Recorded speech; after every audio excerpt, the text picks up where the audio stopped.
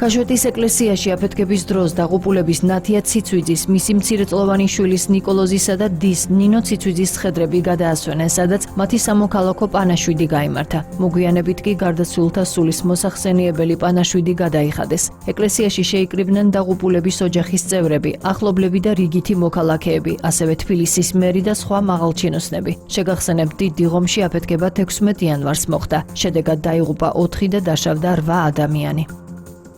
მე მინდა მიუსამძიმრო მთელ საქართველოს, მიუსამძიმრო ოჯახს, მე არ მყოფნის სიტყვები რითი გავამხნევა არ ვიცი, მაგრამ რა თქმა უნდა ჩვენ ყველას გვმართებს ის რომ მაქსიმალურად ხარში დაუდგეთ დღეს დაზარალებულებს. თბილისის მერია ზოგადად ყველაფერს გააკეთებს, აბსოლუტურად ყველაფერს იმისთვის რომ ის ადამიანები, რომლებიც გადარჩენ, მაგრამ დაზარალდნენ ამ შემთხვევაში, იყვნენ უზრუნველყოფილი ყველა იმ სასიცოცხლო აუცილებელი პირობებით, რაც საჭიროა.